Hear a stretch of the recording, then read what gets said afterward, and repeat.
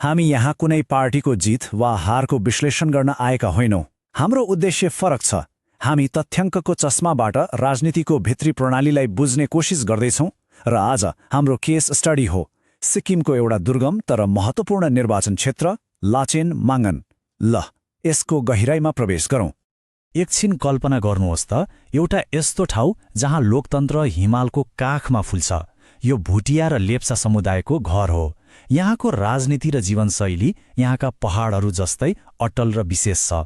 कुनै पनि राजनीतिको नाडी छाम्न पहिले त्यहाँको माटो र मान्छेको धड्कन सुन्नुपर्छ, किनकि यही भूमि र यहाँका मानिसहरूले नै हरेक राजनीतिक गतिविधिलाई आकार दिन्छन्।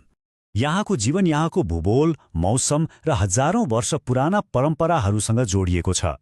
चाहे त्यो अलैँचीको खेती होस् वा पर्यटन, सबै कुरा प्रकृतिको आफ्नै लयमा चल्छ। तर यहाँ एउटा सामाजिक तनाव पनि बढ्दैछ। एकातिर शहरको आकर्षण छ, जहाँ युवाहरू शिक्षा र रोजगारीको लागि जान चाहन्छन्। अर्कोतिर घर र परम्पराको आह्वान छ। यही आधुनिक आकांक्षा र परम्परागत जीवन बीचको खाडलले एउटा नयाँ घर्षण पैदा गरिरहेको छ। खैर, यो त भयो सन्दर्भको कुरा। अब सिधै सुनौ मतदाताको आवाज। उनीहरूको माग के हो, उनीहरूको गुनासो के छ, आखिर उनीहरू चाहन्छन् के? यहाँका मागहरू हेर्दा एउटा कुरा एकदमै स्पष्ट हुन्छ। यी कुनै विलासिताका माग होइनन्। सडक, बिजुली, पानी, स्वास्थ्य यी त सम्मानजनक जीवन जिउनका लागि चाहिने आधारभूत आवश्यकताहरू हुन्। र यो केवल सुविधाको कुरा मात्र होइन, यो त सम्मानको कुरा हो। हाम्रो संविधानले प्रत्येक नागरिकलाई सम्मानजनक जीवनको अधिकार दिएको छ, र त्यो सम्मान तब मात्र सम्भव हुन्छ जब यस्ता आधारभूत आवश्यकताहरू पूरा हुन्छन्। यो एउटा भनाइ मात्र होइन, यो यहाँको तीतो यथार्थ हो। सोच्नुहोस् त, बाटो बन्द हुनुको अर्थ के हो?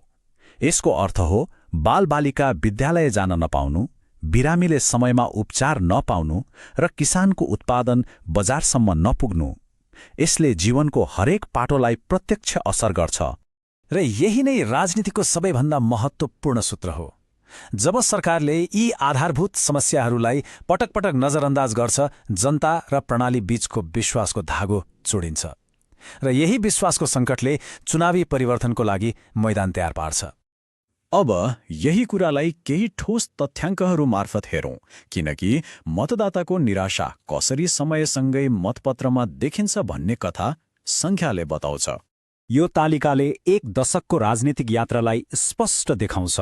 हेर्नुहोस्, 2009 र 2014मा सिक्किम डेमोक्रेटिक फ्रन्ट यानि एसडिएफको बलियो पकड थियो। तर 2019 एउटा टर्निङ पोइन्ट बन्यो। सिक्किम क्रान्तिकारी मोर्चा एसकेएमले 53.8% मतका साथ पासा पल्टाइदियो र 2024मा आफ्नो स्थितिलाई अझै बलियो बनायो। यो एक स्पष्ट राजनीतिक परिवर्तनको कथा हो। यो चार्टले 2024 को चुनावी नतिजालाई झनै प्रष्ट पार्छ। एसकेएमले एसडिएफ भन्दा करिब 12% बढी मतले जित हासिल गरेको छ। यसले हालको शक्ति सन्तुलनलाई देखाउँछ। तर यो जितको अन्तर हेर्नुहोस्, जम्मा 851 मत, लगभग 7900 मतदाता भएको क्षेत्रमा यति सानो अन्तरले के देखाउँछ भने यहाँको राजनीति कति व्यक्तिगत र प्रतिस्पर्धात्मक छ। यहाँ हरेक एउटा मतको महत्त्व छ। र यहाँका मानिसहरू कति सचेत छन् भन्ने कुरा यो सङ्ख्याले देखाउँछ। लगभग 85% मतदाता सहभागिता। यो असाधारण हो। यसको अर्थ हो यहाँका मानिसहरू राजनीतिक प्रक्रियामा गहिरो रूपमा संलग्न छन् र आफ्नो भविष्यप्रति चिन्तित छन्। ल, सङ्ख्याले त देखायो कि परिवर्तन भयो, तर अब हामी किन भन्ने प्रश्नको जवाफ खोज्नेछौँ। यो चुनावी परिवर्तन पछाडिका प्रणालीगत कारणहरू के थिए? आउनुहोस् यसको शल्यक्रिया गरौँ। यो राजनीतिको एउटा विश्वव्यापी सत्य हो। सत्तामा रहेको पार्टी, यहाँ एसकेएमसँग स्रोत र साधनको शक्ति हुन्छ, तर उनीहरूको हरेक काम र हरेक वाचाको हिसाब किताब पनि हुन्छ।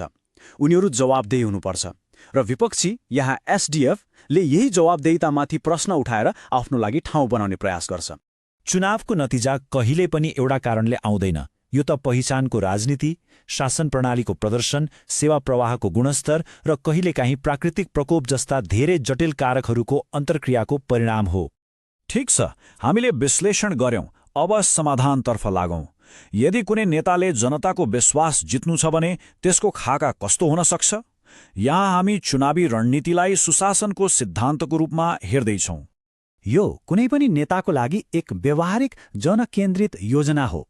यो अभियानको रणनीति मात्र होइन, यो त सार्वजनिक सेवाको खाका हो। पहिलो कदम सुन्नुहोस्, दोस्रो काम गर्नुहोस्, तेस्रो पारदर्शी बन्नुहोस् र चौथो समुदायलाई नै सशक्त बनाउनुहोस्। र यो एकदमै महत्त्वपूर्ण कुरा हो। सफल विकासको अर्थ स्थानीय पहिचानलाई मेटाउनु होइन, त्यसलाई सम्मान गर्नु र जोगाउनु हो। शासनले संस्कृतिलाई सम्मान गर्नु भनेको केवल परम्परा जोगाउनु मात्र होइन, यसको अर्थ हो मानिसहरूको व्यक्तिगत पहिचान र जानकारीको पनि सम्मान गर्नु। भारतको डेटा प्रोटेक्सन कानूनले पनि यही कुरामा जोड दिन्छ कि नागरिकको सहमति र गोपनीयता महत्त्वपूर्ण छ। यो एक जिम्मेवार शासनको चिनारी हो। अन्तमा लाचेन माङ्गनको यो सानो अध्ययनले भारतीय लोकतन्त्रको फराकिलो चित्रको बारेमा के सङ्केत दिन्छ, यसमा एकछिन विचार गरौँ। यसले एउटा महत्त्वपूर्ण परिवर्तनलाई दर्शाउँछ। आजका विवेकी मतदाताहरू ठूला भाषणहरूमा मात्र सीमित छैनन्, उनीहरू ठोस प्रदर्शन र आफ्नो जीवन स्तरमा आएको सुधार हेर्न चाहन्छन्। अबको राजनीति शासनका मोडलहरूको प्रतिस्पर्धा बन्दैछ। एकछिन सोच्नुहोस्, त्यो कुन चिज हो जुन राजनीतिमा सबैभन्दा मूल्यवान छ? पैसा, शक्ति, के होला? हो, त्यो हो विश्वास। निरन्तर सेवा र कामबाट कमाइने विश्वास नै अन्तिम लक्ष्य हो र यही दिगो जनादेशको आधार पनि हो। यो कमाउन वर्षौं लाग्छ, तर गुमाउन एक पल पनि लाग्दैन। र सायद आजको हाम्रो विश्लेषणको अन्तिम सन्देश यही हो। अब हामीले चुनाव र नेतृत्वलाई हेर्ने दृष्टिकोण परिवर्तन गर्नुपर्छ।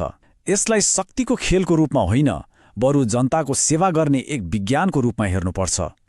यदि तपाईँ एक जनकेन्द्रित नेता बन्न र आफ्नो निर्वाचन क्षेत्रलाई माथि उठाउन चाहनुहुन्छ भने blueprintstrategies.ai लाई mgr@blueprintstrategies.ai मा सम्पर्क गर्नुहोस् वा 0800-4204-1602 मा फोन गर्नुहोस्। राजनीतिभन्दा माथि एक उद्देश्य।